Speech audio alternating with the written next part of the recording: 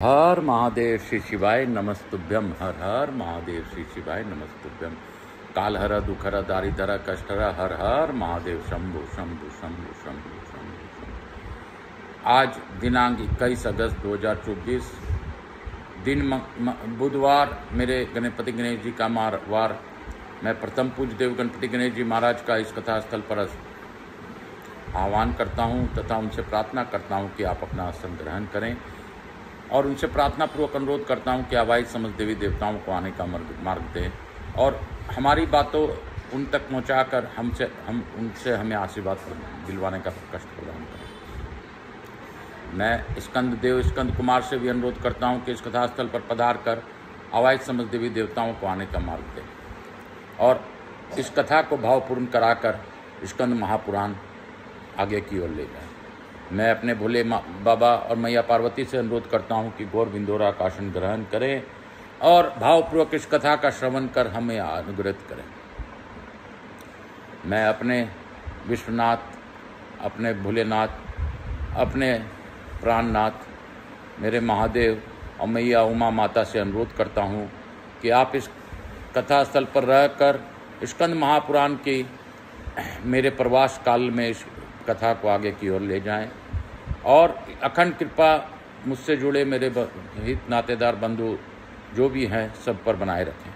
मेरे व्यापार में साझेदार, मेरे व्यवसायीगण जो भी मेरे साथ जुड़े हैं, जो भी मेरे किसी भी प्रकार से जुड़े हैं मेरे कार्य में, सभी पर और उनके परिवार पर अपनी अखंड कृपा बनाए रखें। हे बाबा, यहाँ के स्थान देवता, वास्तु देवता, माँ तारनी माँ और ग्राम देवता, क्षेत्रपाल देवता, समस्त देवी देवताओं का आह्वान करता हूँ तथा अपनी कुल देवी केशर सती माता का भी मनन करते हुए उनसे भी प्रार्थना पूर्वक इस कथा को श्रवण करने का प्रार्थना करता हूँ। हे बाबा, आप सबका कष्ट हरते हैं, मेरे भी कष्ट आप ही हर लीजिए। मैं बहुत ही अंदर से दुखी हूँ, जो आप जानते हैं, और आप ही कर सकते हैं। इस सृष्टि में आपके सिवाय मेरा कोई नहीं है महादेव। कालहर दुखर दारिधर कष्टहर हर हर महादेव। मैं आकाश राजगलिया बंसल गोत उत्पन्न उमा शंकर नारायणी देवी कांता राजगली का पुत्र सांवरिया बाबा आचार्य संगीत कृष्ण जी महाराज सांवरिया बाबा मेरे गुरु, उनसे गुरु आज्ञा लेकर आज की कथा को प्रारंभ करता हूँ। पंडित प्रदीप जी मिश्रा को जितना बार भी धन्यवाद दूँ वो उतना कम है, क्योंकि उन्हीं की प्रेरणा से मैं इस कथाओं की ओर बढ़ा हूँ। कालहर दुखर दारिधर कष्टहर हर हर महादेव। शंभु शंभु शंभु शंभु शंभु शंभु। बोल बम का नारा है, बाबा एक सहारा है। बोलो बम बोलो बम बोलो बम बोलो बम। बोल बम माँ बोलो बम। बोल बम का मतलब है ब्रह्मा विष्णु तीनों एक का है। बोल बम का मतलब है ब्रह्मा विष्णु तीनों एक का है।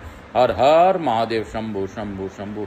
हम लोगों ने कल अगस्त मुनि के आश्रम में अर्जुन का संवाद पढ़ा था, कथा जानी थी।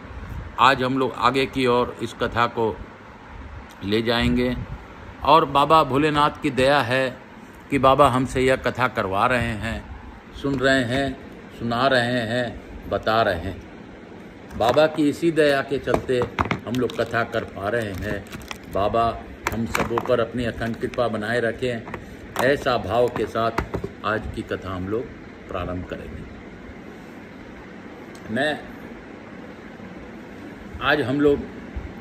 कल हम लोगों ने पढ़ा था कि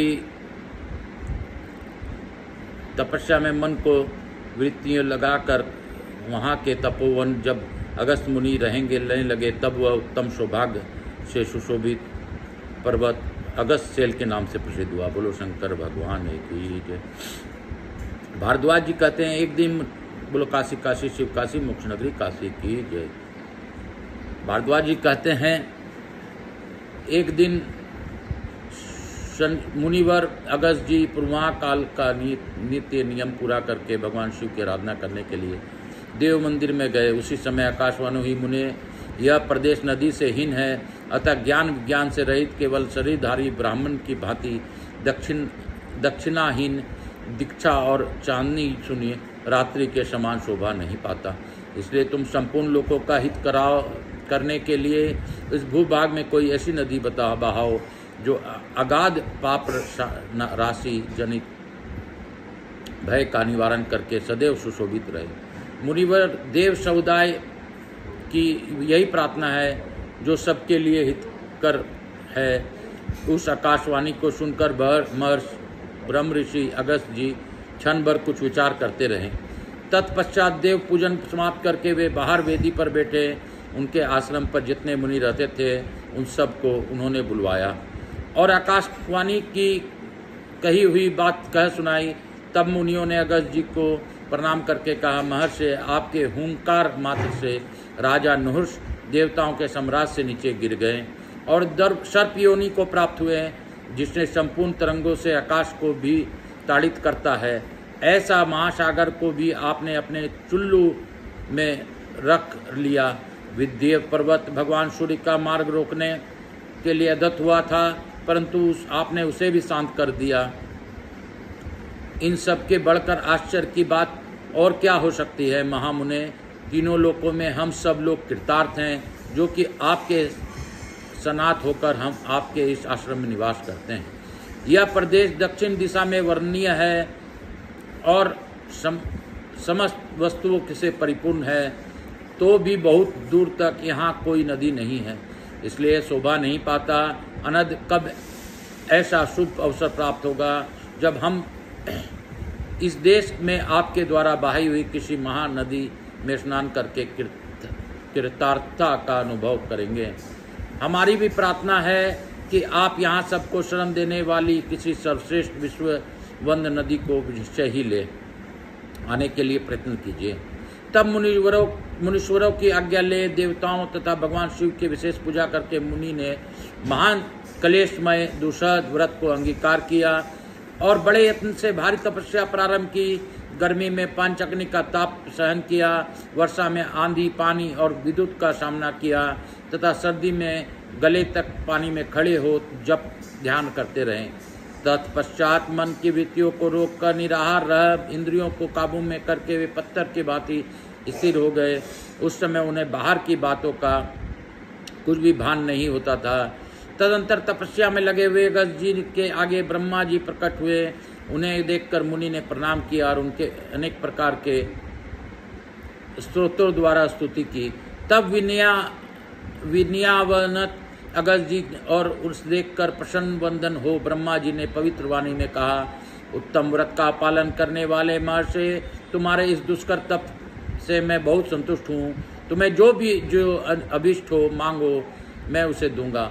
अगस्त जी बोले, प्रभु आपकी कृपा से मुझे सब कुछ प्राप्त है, किंतु इस प्रदेश की नदी से हीन हो देखकर मेरे मन में खेद होता है।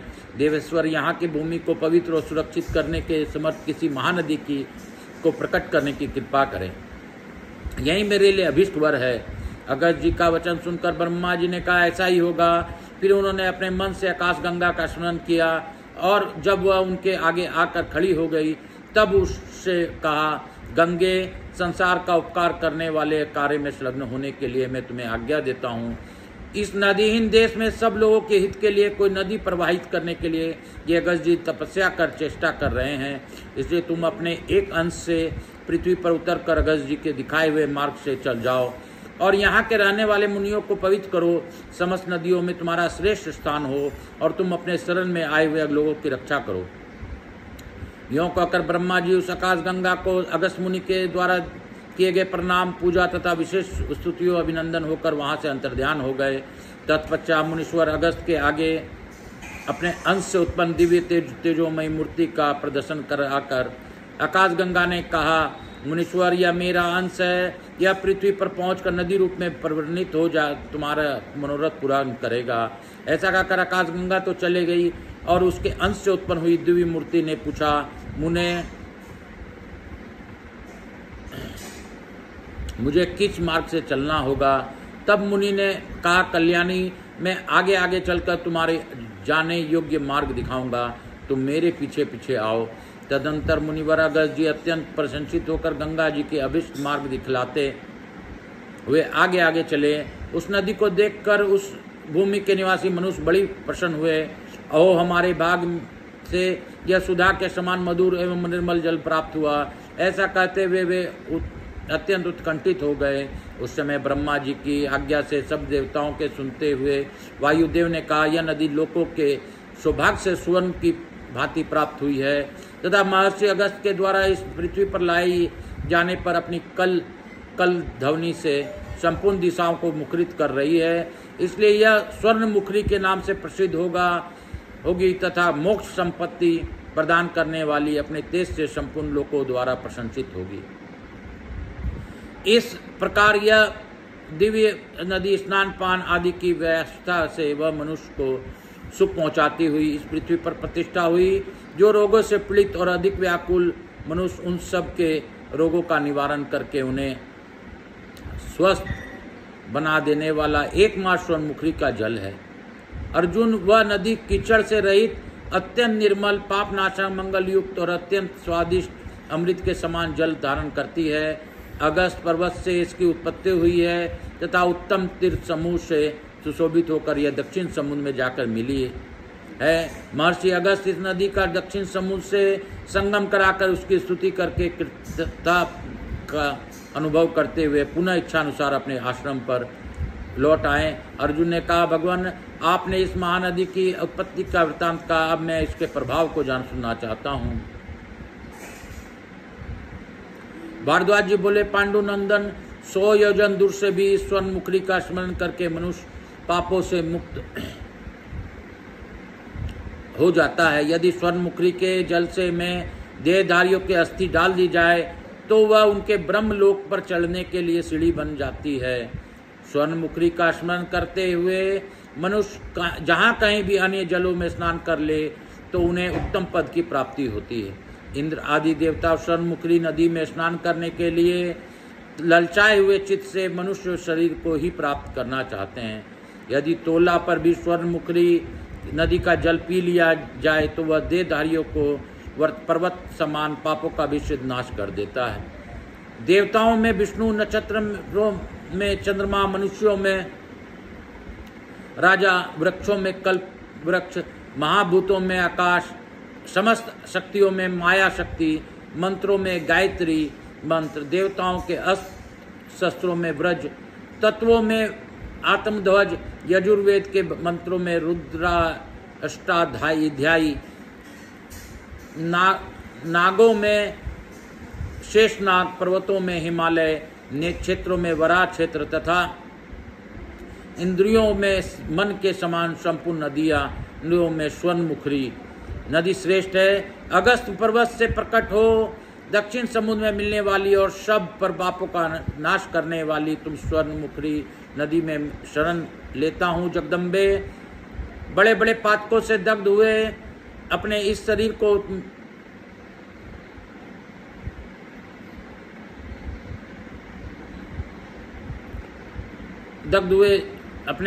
को मैं तुम्हारे जल में धोता हूँ।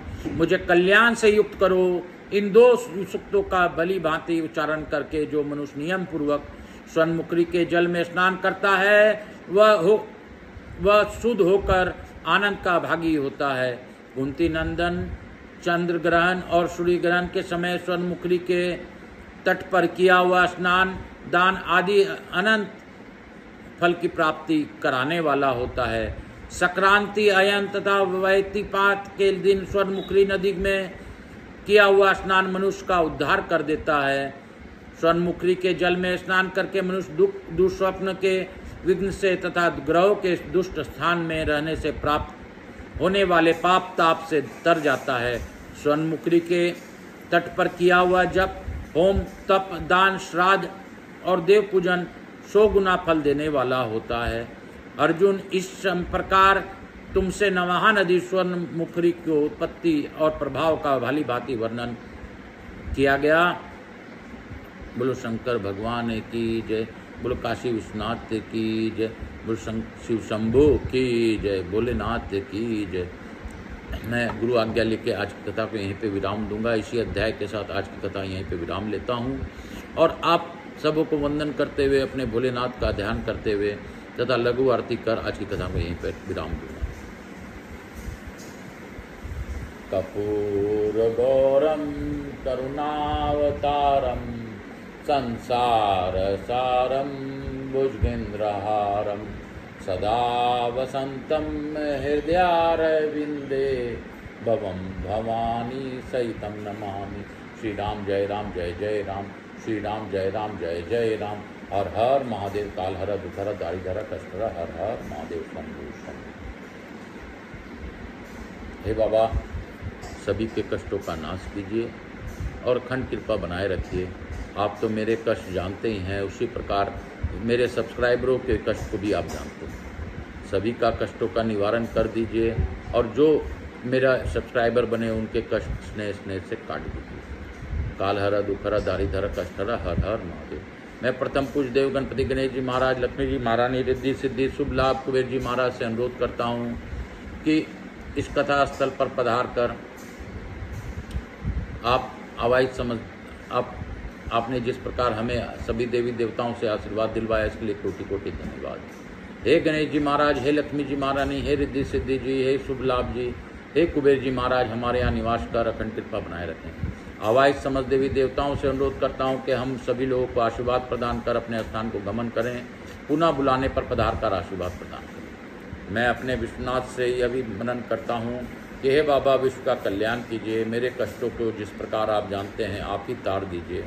मेरे मन बुद्धि पर अपना गणेश जी का बुद्धि स्थापित कर दीजिए, ताकि मेरा मन बुद्धि तेज हो सके और मैं अपने कार्य को उत्तम दिशा दिला सकूं। काल हर दुखर दारिधर कष्टर, हर हर महादेव शंभु शंभु शंभु शंभु। बम बम भोले, बम बम भोले। हर हर महादेव, हर हर महादेव, हर हर महादेव, हर हर महादेव, हर हर महादेव।